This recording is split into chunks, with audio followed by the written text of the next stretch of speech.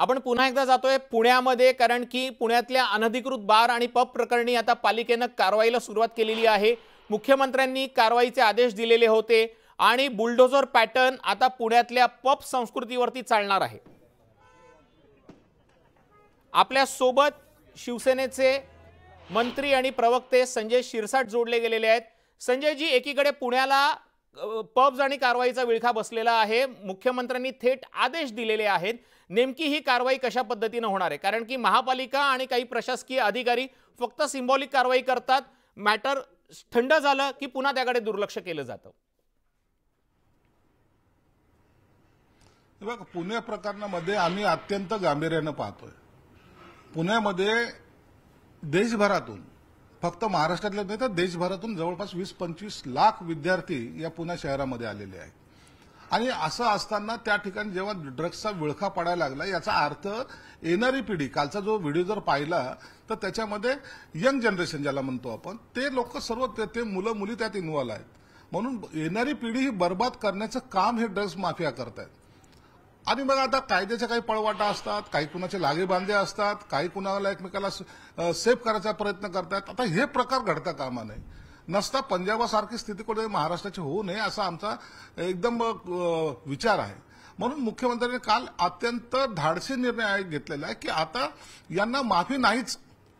नसता अटक केली, कागदपत्रे अटक झालेली, कोर्टात गेले, कोर्टात काही दिवसात त्यांना जामीन मिळालाय, पुन्हा त्यांचा धंदा सुरू झालाय आणि हे चक्र जे आहे ते फिरत जर राहिलं तर ड्रग्सचा विळखा तिथून संपणार नाही। अगदी खरं संजय जी, तुम्ही अगदी मुद्द्याला तुम्ही बोट घातलेला आहे। कारण की आपल्याला ज्या वेळेला एखादी गोष्ट मुळासकट उकडून टाकायची असते त्यावेळेला थेट कारवाईची गरज असते। आणि तुम्हीच हा मुद्दा मांडला की अनेकदा कारवाई होते, त्यांच्यावरती जामीन होतो, पुन्हा त्यांचा धंदा सुरू होतो। त्यामुळे खऱ्या अर्थानं जर हे कल्चर रोखायचं असेल तर मुळासकट कारवाई करण्याची गरज आहे आणि त्याच्यासाठी इच्छाशक्ती दिसते आहे आणि ती आता मुख्यमंत्र्यांनी दाखवली आहे का?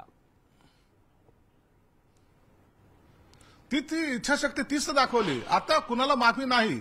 जर मग याच्यामध्ये जर एखादा अधिकाऱ्याने जर कामचुकारपणा केला किंवा त्याला वाटलं की नाही आता यार थोडंसं आपण सेफ साईड करू, असा करणारा अधिकारी सुद्धा जेलमध्ये गेला पाहिजे, त्याला सुद्धा नोकरीतून काढलं पाहिजे। निलंबित नाही तर सर्व्हिसमधूनच त्याला डिबार केलं पाहिजे। नको, आता तुझी गरज नाहीये।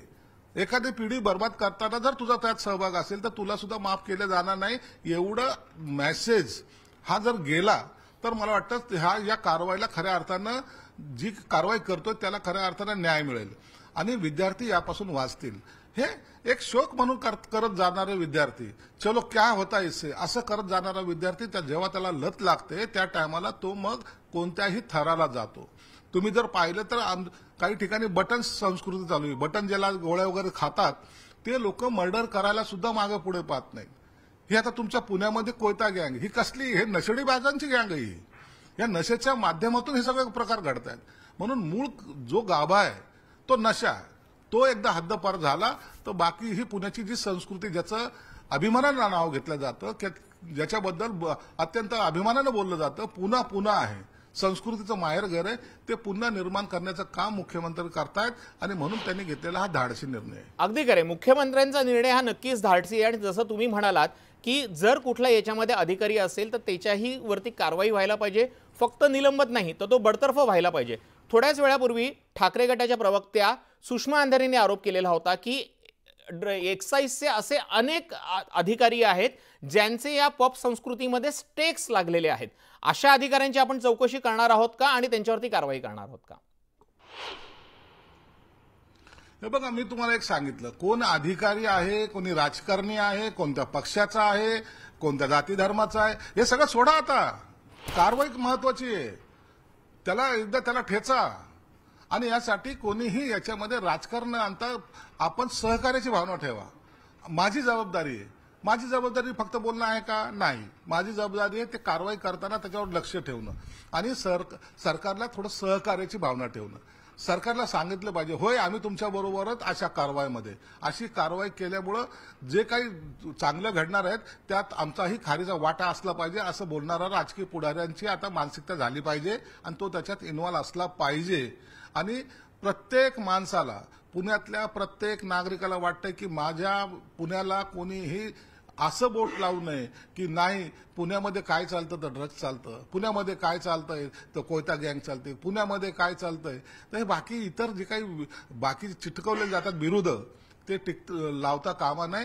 ही पुरोगामी महाराष्ट्रातला सगळ्यात पुढे असलेलं शहर पुणा, त्याचं वैभव त्याच पद्धतीने वाढलं पाहिजे, अभिमानाने सांगता आलं पाहिजे होय हे पुणा शहर माझं आहे. अगदी खरे संजयजी, खूप चांगला मुद्दा तुम्ही मांडलेला आहे की पुण्याचं वैभव पुन्हा एकदा पुण्याला मिळवून द्यायचं आहे आणि त्यासाठी मुख्यमंत्र्यांनी प्रयत्न सुरू केलेले आहेत. विरोधकांनी फक्त विरोध न करता माहितीच्या स्वरूपात खारीचा वाटा उचलावा आणि पुन्हा एकदा सगळ्यांनी एकत्र येत पुण्यातली ड्रग कल्चर जे आहे ते आपण संपवून टाकूया आणि पुन्हा एकदा पुण्याला विद्येचं माहेरघर ही नवीन ओळख प्राप्त करून देऊया, असं अपील त्यांनी विरोधकांना केलेलं आहे. धन्यवाद संजयजी, तुम्ही आमच्या सोबत या प्रतिक्रिया दिली या संदर्भात.